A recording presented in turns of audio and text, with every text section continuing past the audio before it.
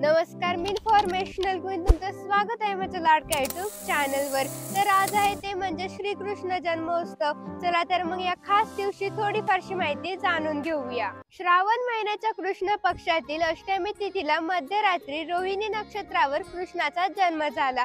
महाराष्ट्रात ज्या दिवशी श्रावण वद्य अष्टमी असते त्या दिवशी उत्तरेकडे मात्र भाद्रपद वद्य अष्टमी असते।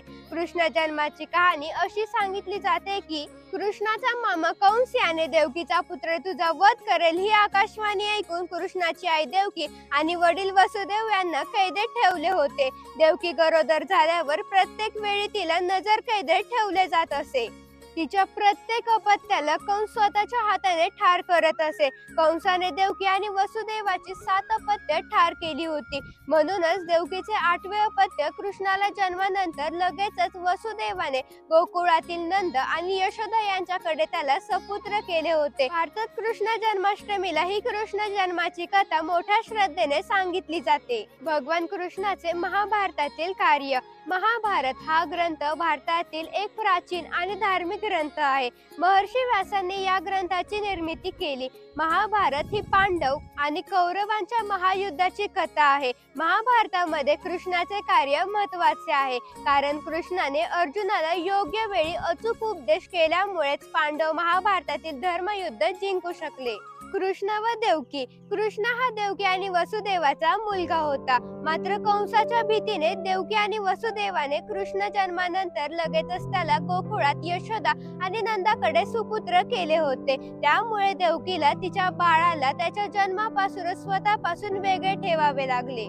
एखाद्या मातेसाठी तिचं बाळ हे सर्वात महत्त्वाचं असतं। बाळाला जन्मापासून स्वतःपासून वेगळं करणं हे नक्कीच देवकीसाठी त्रासदायक ठरलं असणार, मात्र देवकीने कृष्णाच्या प्रेमापोटी तिने हा त्याग सहन केला होता। कृष्ण आणि यशोदा। कंसाच्या भीतीपोटी वसुदेवाने कृष्णाला यशोदा आणि नंदाकडे सुपुत्र केले होते। यशोदाने कृष्णाला गोकुळमध्ये लहानाचं मोठं केलं होतं। यशोदाला कृष्ण तिचे अपत्य नाही हे माहीत असूनही तिने त्याच्यावर स्वतःच्या मुलाप्रमाणे प्रेम केलं आणि त्याला चांगले संस्कार दिले। महाभारतामध्ये कृष्ण आणि यशोदेच्या अनेक कथा आहेत, ज्यामधून तिच्या वात्सल्याचे दाखले मिळतात। या उदाहरणामुळे जन्मदात्या मातेप्रमाणे संगोपन करणारी माता देखील मुलांसाठी तितकीच महत्त्वाची आहे हे दिसून येते।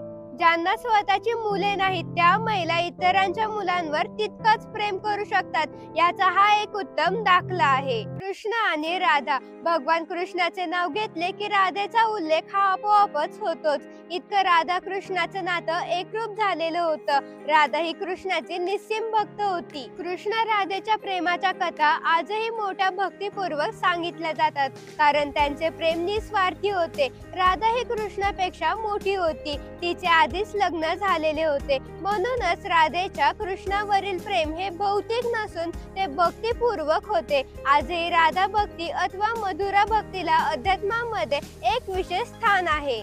कृष्ण आणि मीरा। मीरा ही एक खूप मोठी कृष्ण भक्त होती। मीरेची अनेक भजने आजही लोकप्रिय आहेत। मीरेचा जन्म राजपूत कुटुंबात झाला होता। एका दंतकथेनुसार मीराने लहानपणी आईला माझा पती कोण असे विचारले होते। त्यावेळी तिला तिच्या आईने कृष्णाच्या मूर्तीकडे बोट दाखवून तिला सांगितले होते की कृष्ण तुझा पती आहे।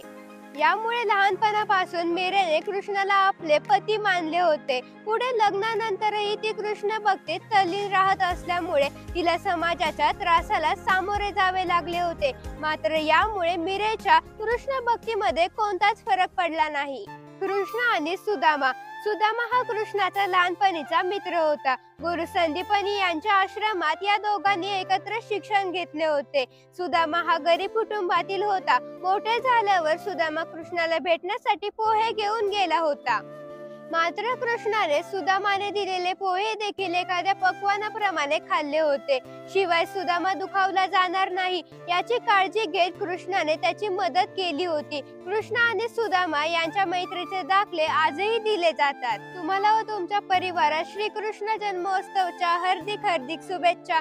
चला तर मग आजच्या व्हिडिओ पुरते एवढेच। पुन्हा एकदा भेटू एका नव्या व्हिडिओ सोबत व एका नव्या माहिती सोबत। हर हर महादेव। बोला छत्रपती शिवाजी महाराज की जय।